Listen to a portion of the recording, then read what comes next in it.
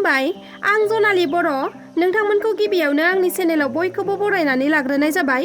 दिनै 2023 मायथाइनि 22 नभेम्बर नोंथांमोननि थाखाय आं फुंबिलिनि खौरां लानानै फैबावलायबाय।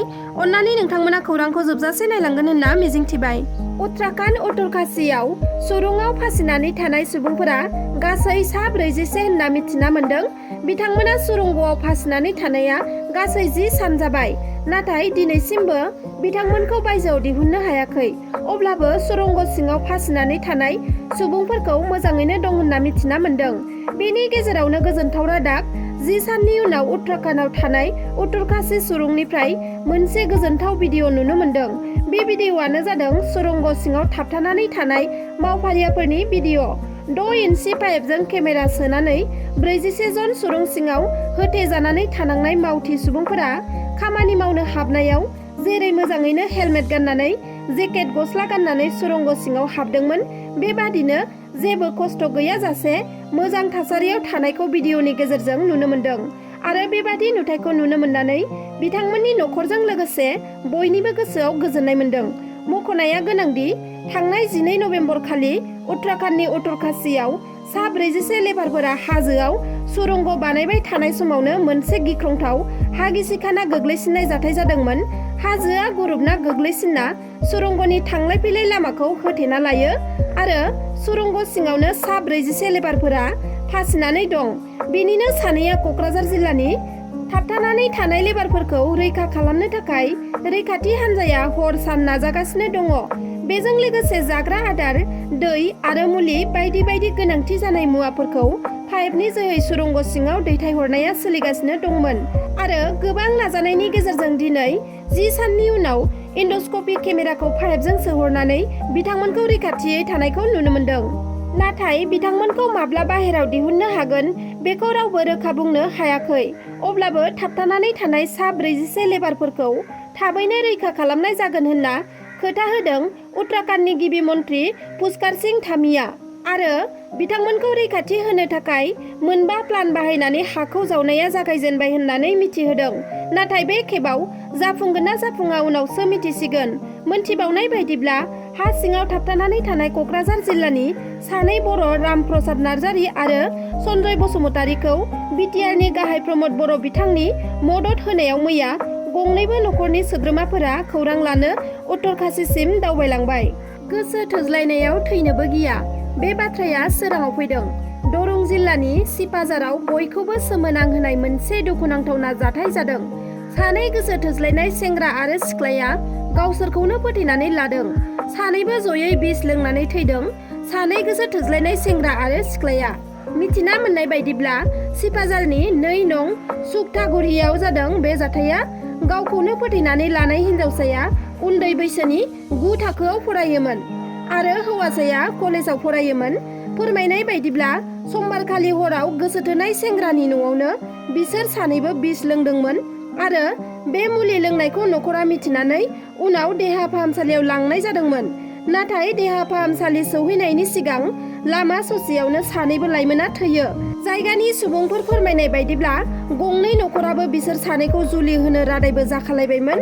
नाथाय हिन्जावसानि बैसोआ उन्दै जानायलाय जुलि जानो बैसो जाजासिम नेथ'नो होदोंमोन।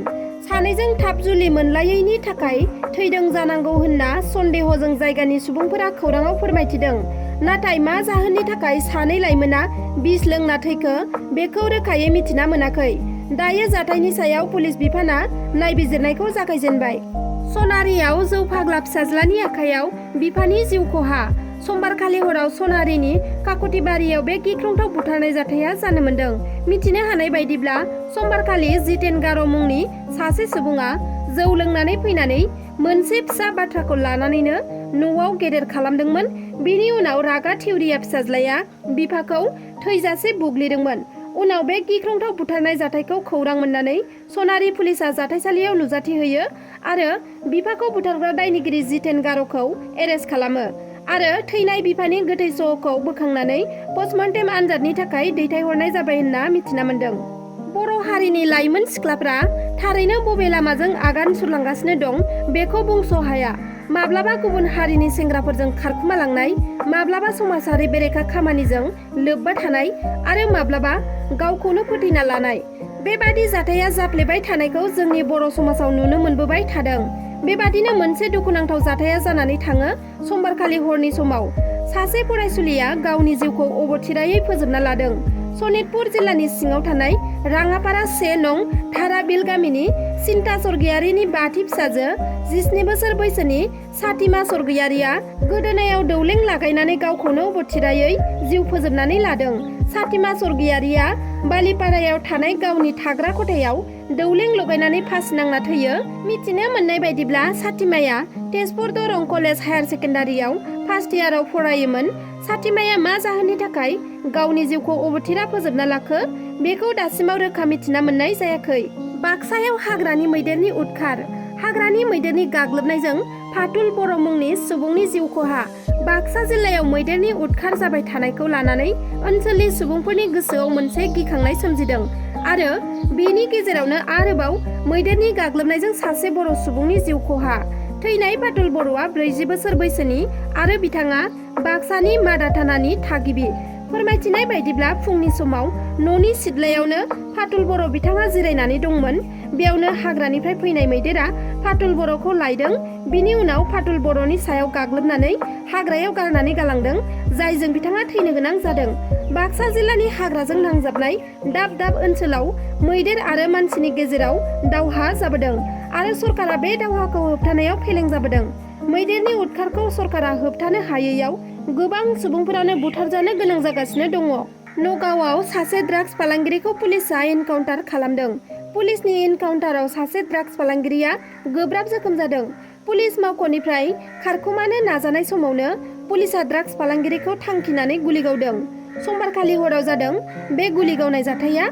बबेखानि पुलिसनि गुलि गावनायाव जोखोम जानाय ड्राग्स फालांगिरिखौ हेकमत आली होननानै सिनायथिनो हादों। मिथिनो हानाय बायदिब्ला समबारखालि बेलासियाव पुलिसआ हेकमत आलीखौ एरेस्ट खालामदोंमोन। नाथाय हरनि समाव पुलिस मावख'निफ्राय खारखोमानो नाजायो हेकमत आलीया। जाउनाव पुलिसआ हेकमत आलीखौ गुलि गावनो गोनां जायो, जेराव आथिङाव गुलि नांनानै हेकमत आलीया गोब्राब जोखोम जायो। बे जाथायनि बागै सुलुङाव फोरमायथिनाय बायदिब्ला हेकमत आलीया गोबाव समनिफ्रायनो स्रोदै ड्राग्स फालांगि मावबोगासिनो दंमोन आरो बिनि बागै खौरां मोननायनि उनावनो नगाव पुलिसआ हेकमत आलीनि न'आव सिग्रोमनानै गोबांथार बिबांनि ब्राउन सुगार, गंसे गारि आरो ड्राग्स फालांगिरियाव बाहायनाय माखासे फोरमानफोरखौ बोखांनो हादों।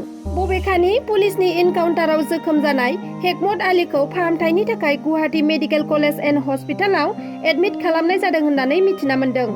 दिनैनि खौराङा बेखिनियानोमोन। नोंथांमोना आंनि खौरांखौ जोबजासे नायजोबलांनायनि थाखाय रोजा रोजा साबायखर थाबाय आरो अन्नानै आंनि चेनेलखौ लाइक, शेयार, साबस्क्राइब खालामना होगोन होनना मिजिंथिबाय। एसेनोसै, गोजोन्थों।